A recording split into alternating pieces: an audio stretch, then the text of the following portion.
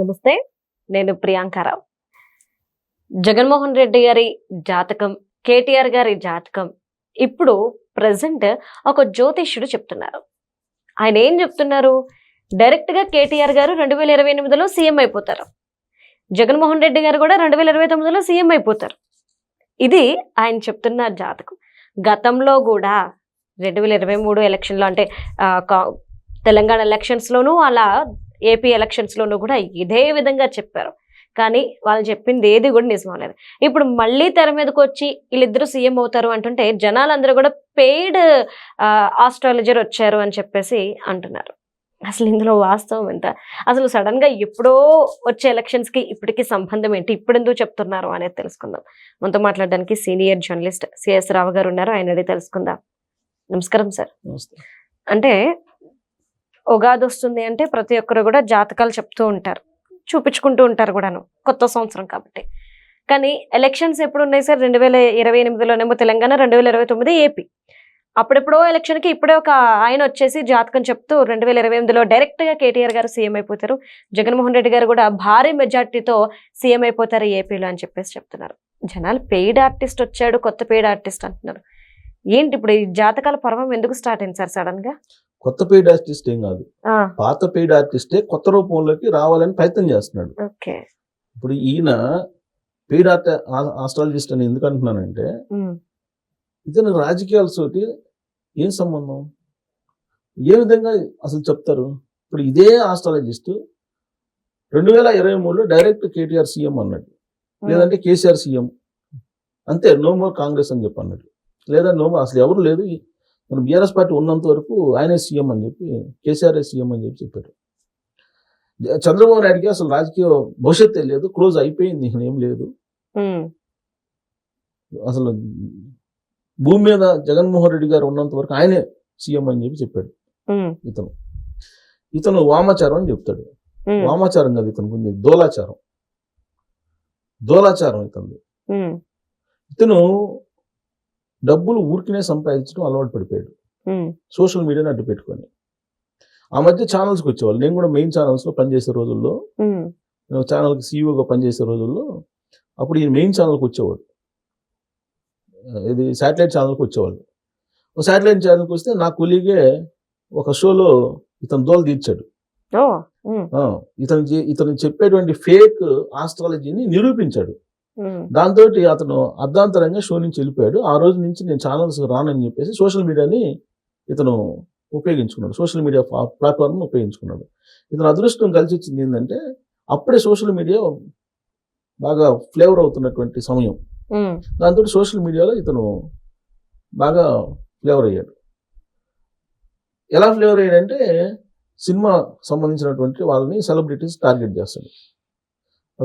ఆ హీరో ఆ జబ్బు ఉంది, ఈ హీరో ఈ జబ్బు ఉంది, లేదంటే ఇదిగో వీళ్ళు పెళ్లి చేసుకున్నారు, వీళ్ళు విడిపోతారు, ఇలాంటివన్నీ. దాన్ని ఏమంటారు? వామాచారం అంటారు, ఏమంటారు? దోలాచారం అంటారు. ఇతను ఎవరు అడిగారు? ఆల్రెడీ మహిళా కమిషన్ కూడా చివాట్లు పెట్టింది, అయినా బుద్ధి రాల. ఇతను ఈ మధ్యకాలంలో ఏం చేస్తాడంటే, గ్రాఫ్ పడిపోయింది, ఎవరు చోట్ల అతను చెప్పింది. కానీ ఈ రీసెంట్గా ఒక 1 month 2 months నుంచి మీరు ఏ ఛానల్ అయినా చూడండి, ఏ ఛానల్ పెడితే ఆ ఛానల్కి ఇంటర్వ్యూలు ఇస్తున్నాడు. అంటే ఏదో ఒక ఛానల్లో మనం క్లిక్ కాకపోతామా అనే యాంగిల్లో అతను అన్ని ఛానల్కి వెళ్ళి చెప్తూ ఉన్నాడు. చెబుతుంటే ఎక్కడా కూడా ఆయన్ని ఫాలో అయ్యే పరిస్థితి కానీ చూసే పరిస్థితి కానీ లేదు. దాంతో మళ్ళీ మొదలుపెట్టాడు. ఏం మొదలుపెట్టాడు? 2028లో కేటీఆర్ సీఎం, 2029లో జగన్మోహన్ రెడ్డి సీఎం అని చెప్పి తమ్లైన్లు పెట్టుకుంటున్నాడు. తమ్లైన్ పెట్టుకుని లోపల ఏమైనా చెప్తాడంటే లోపల జాగ్రత్త పడుతున్నాడు ఈసారి. ఎందుకంటే మెట్టుతో కొడతారని చెప్పి మళ్ళీ ఈసారి కేసులు పెడతారు. ఇప్పుడంటే ఏదో వాళ్ళని అని చెప్పి పట్టించుకునే పరిస్థితి లేదు. ఈసారి పార్టీ వాళ్ళు ఎందుకు ఒప్పుకుంటారు? ప్రతిసారి ఒప్పుకోరు కదా. అందుకని చెప్పి జాగ్రత్త పడుతున్నాడు. ఊరి తమ్లైన్లు పెట్టుకుంటున్నాడు. తమ్లైన్లు పెట్టుకుని ఆ తమ్లైన్లతోటి టెంప్ట్ చేసి ఇతన్ని చూస్తారేమో అని చెప్పి ఎక్స్పెక్ట్ చేస్తున్నాడు. కానీ అది కూడా వర్కౌట్ కావట్లా. మీరు ఈ మధ్యకాలంలో చూస్తే ఎన్ని ఛానల్స్కి అదే పనిగా ఇంటర్వ్యూలు ఇస్తున్నాడు. కానీ అతను ఏదైతే అనుకుంటున్నాడో ఆ స్థాయిలో అతనికి గుర్తింపు రావట్లా. అందుకని చెప్పి అతను ఏమంటున్నాడు, ఇప్పుడు కొత్తగా మొదలు పెట్టాడు మళ్ళీ, నేను వెంకటేశ్వర స్వామి భక్తుడిని, ఓ నేను వెంకటేశ్వర స్వామి ప్రతిరూపాన్ని, నాకు వెంకటేశ్వర స్వామి ఆశీస్సులు ఉన్నాయి, నేను ఏది చెప్తే అది జరిగిద్ది అని చెప్పి మొదలు పెడుతున్నాడు. మళ్ళీ అంటే పబ్లిక్ తోటి మైండ్గా వాడటం మొదలు పెట్టాడు. ప్రతిరూపం. Okay sir. వెంకటేశ్వర స్వామి అసలు నాకు వెంకటేశ్వర స్వామి నాకు లోపలే ఉంటాడు అన్నట్టుగా చెప్తున్నాడు. దుర్మార్గుడు మైండ్గా మాడుతున్నాడు సొసైటీతో, సమాజంతో, ప్రజలతోటి. నేనేం చెప్తే అది జరిగిద్ది అన్నట్టుగా చెప్తున్నాడు.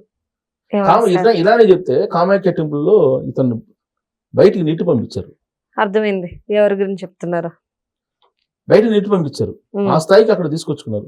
ఇంతకుముందు ఏం చేశారు, ఎవరికి వచ్చినా సరే మీరు కామాఖ్య టెంపుల్కి రండి, యోని పూజ చేపిస్తాను, అవును సార్, ఆ యోని పూజలో నేను మందు తాగుతాను, మటన్ తింటాను, అది మీకు పెడతాను, మీకు కలిసి వస్తుంది, ఇట్లాంటి దుర్మార్గపు వ్యవహారాలని చెప్పేవాడు. చెప్పాడు. అతనికి ఉన్నటువంటి ఏదో అతను చేసుకుంటున్నాడు. అతను వామాచారం అంట, నీకు వెంకటేశ్వర స్వామితో ఏం సంబంధం, వెంకటేశ్వర స్వామి నాకు వెంకటేశ్వర స్వామి ఉంటాడు, నేను వెంకటేశ్వర స్వామి భక్తుడు అని చెప్పి, వెంకటేశ్వర స్వామి భక్తుడైన వామాచారం మందు తాగి మాంసం తిని యోని పూజలు చేసుకుంటే తిరుగుతావా? వెంకటేశ్వర స్వామిని అమ్ముతున్నాడు ఇతను. ఎందుకు ఇంకా ఆయన్ని జనాలు ఎంకరేజ్ చేయట్లేదు, ఆదరించట్లేదు. సోషల్ మీడియా ఉంది కదా, ఏం చెప్పినా నడుస్తుంది. రెగ్యులర్ గా ఇంతకుముందు కొన్ని యూట్యూబ్ ఛానల్స్ లో వచ్చేవాడు, కొన్ని సెలెక్టెడ్ ఛానల్స్ లో వచ్చేవాడు. ఇప్పుడు వాళ్ళ ఛానల్స్ లో చూడట్ల, ఆ సబ్స్క్రైబర్స్ కి ఎవరైతే ఉన్నారో వాళ్ళకి తెలుసు ఇతను ఏం వాగుతాడు అనేది, ఇతను ఏం మాట్లాడతాడో, ఇది ఏం వాగుతాడో అందరికి తెలుసు. కాబట్టి ఎవరు చూడట్ల, ఈయన ఫేస్ కనపడంగానే ఎవరు చూడట్ల. ఇప్పుడు ఏంటి, కొత్త ఛానల్స్, కొత్త జర్నలిస్టులతోటి కొంచెం సోషల్ మీడియాలో అప్కమింగ్ లేదంటే కొంచెం సీనియారిటీ 10 సంవత్సరాలు ఉండే వాళ్ళని పట్టుకొని వాళ్ళతో ఇంటర్వ్యూ చేయించుకొని ఏదో ఒక రకంగా మార్కెట్ చేసుకోవాలి అనేటువంటి ప్రయత్నం.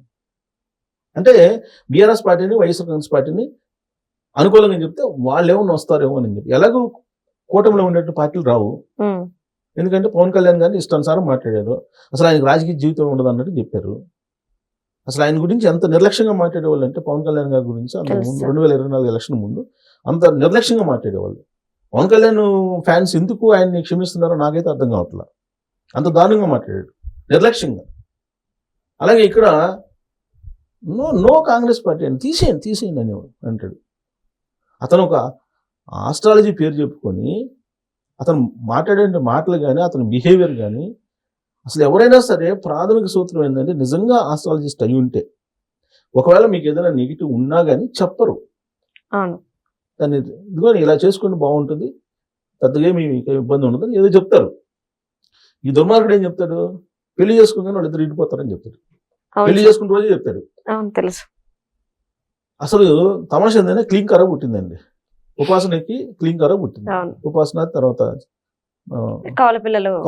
ఇప్పుడు కాదు, కౌల పిల్లలు ఫస్ట్ అమ్మాయి పుట్టినప్పుడు ఆ అమ్మాయికి ఇతను జాతకం చెబుతాడు.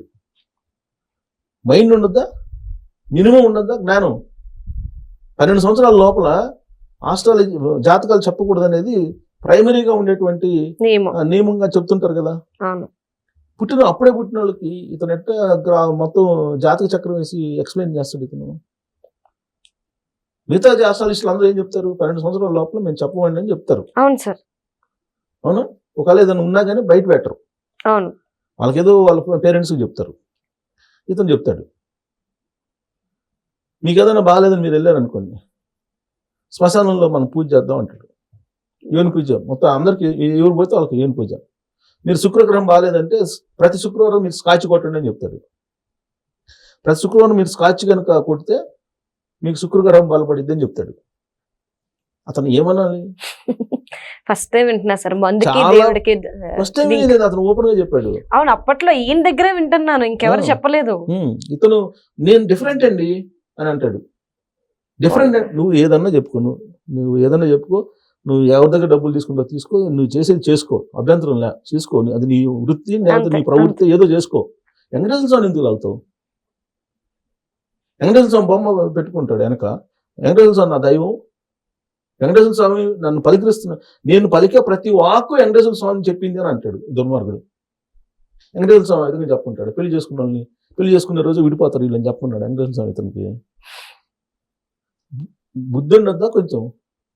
మహిళా కమిషన్ చివాట్లు పెట్టింది, వెంకటేశ్వర స్వామి నన్ను నా చేత వెంకటేశ్వర స్వామి అంటే- పలికిస్తున్నాడు ఇవన్నీ అని చెప్పి చెబుతాడు. ఒక డౌట్ ఏంటి సార్, నిజంగా వెంకటేశ్వర స్వామి ఈయన చేత పలికిస్తే ఈయనే వెంకటేశ్వర స్వామి ప్రతిరూపం అయితే ఈయనలోనే వెంకటేశ్వర స్వామి ఉంటే మరి ఎందుకు సార్ గుళ్ళోంచి బయటకు గంటేస్తారు పూజారులు? వాళ్ళకి తెలియదా? తెలుసు, కానీ వీళ్ళకి ఒకటి ఉంటుందండి, మైండ్ లో ఒకటి ఫిక్స్ మైండ్ అయిపోయారు. ఫిక్స్ అవుతారు. మనం ఏం చెప్తే ఎవడో ఒకడు వినేవాడు ఉంటాడు కదా, 100 మందిలో 2 వంద మందిలో చాలు. ఒకళ్ళు విన్నా చాలు కదా, అంతే. వాడు వస్తే చాలు కదా అని అంటాడు. ఈయన ఎందుకంటే హీరోయిన్లు వస్తున్నారంటే హీరోలు వస్తున్నారంట. నేను కొన్ని ఫోటోలు రిలీజ్ చేస్తున్నాను, చాలా మంది వస్తారు, నేను సీక్రెట్ ఉంచుతానని చెప్పి వీళ్ళ ఇంటికి అసలు ఎవడు పోవట్లే ఇప్పుడు. ఆ మధ్య ఎవరు ఒక హీరోయిన్ పోయిందంటే ఆ ఫోటో రిలీజ్ చేశారు. నిజంగా పోతే 100 పబ్లిసిటీ చేయించుకుంటాడు అతను. తెలుసు సార్. అంటే ఇదంతా నాకు ఇప్పుడు అది కూడా నాకు అవసరం లే. ఇప్పుడు నేను ఒక సీనియర్ జర్నలిస్ట్గా నేను పడే బాధ ఏంటంటే అతను వల్ల సమాజానికి నష్టం జరుగుతుంది. ఏంటంటే అతను వ్యాపారం ఏదో అతను చేసుకోనండి, ఇబ్బందిలే. ఉమ్, ఆయన పొందాలి, ఆయన చేసుకోమను, ఇబ్బంది ఏం లే. వెంకటేశ్వర స్వామి ఎందుకు మధ్యలో లాగుతావు? వెంకటేశ్వర స్వామి అని అతను కలియుగ ప్రత్యక్ష దైవం. అవును. అందరి మనోభావాలు దెబ్బతింటాయి కదా. నీకు పలికిస్తున్నాడు, అతను మాట్లాడే ప్రతి మాట వెంకటేశ్వర స్వామి నా చేత పలికిస్తాడని చెప్తాడు. ఇది దుర్మార్గం కదా ఇది. అక్కడ నేను పాయింట్ అవుట్ చేస్తున్నా. అతను ఇంక మిగతా ఏ వేషాలన్నా వేసుకోనండి. ఇప్పుడు బతకడానికి చెప్తారు కదా, ఉమ్. అనేక రకాలుగా కోటి కోసం కోటి విద్యలు. కోటి విద్యలు అని చెప్పి, సరే అతనికి వచ్చినటువంటి విద్యలో ఏదో చేసుకుంటే ఇబ్బందిలే. వెంకటేశ్వర స్వామి నన్ను నేను పలికే ప్రతి వాక్ వెంకటేశ్వర స్వామి అని ఇతను ఎట్లా చెప్తాడు అంటే, వెంకటేశ్వర స్వామిని ఏమనుకుంటున్నా అసలు ఇతను? ఫస్ట్ వాళ్ళు రియాక్ట్ అవ్వాలి, రియాక్ట్ అయ్యి ఇప్పుడు తీసుకోవాల్సిన క్లాస్ తీసుకుంటే అప్పుడు కుదుట పడతారు. ఇప్పుడు ఏమంటాడు కేటీఆర్, జగన్మోహన్ రెడ్డి సీఎం అవుతాడు అని చెప్తున్నాడు. అంటే వెంకటేశ్వర స్వామి చెప్తున్నాడు ఇతనికి. పోనీలే సార్. అంటే మళ్ళీ ఎలక్షన్ నాటికి ఇతను మార్కెట్ పెంచుకుంటున్నాడు. మార్కెట్ పెంచుకొని దాని వెంకటేశ్వర స్వామిని ఉపయోగించి మార్కెట్ పెంచుకొని వాళ్ళు ఇచ్చేటువంటి ప్యాకేజీల కోసం right. Thank you so much sir.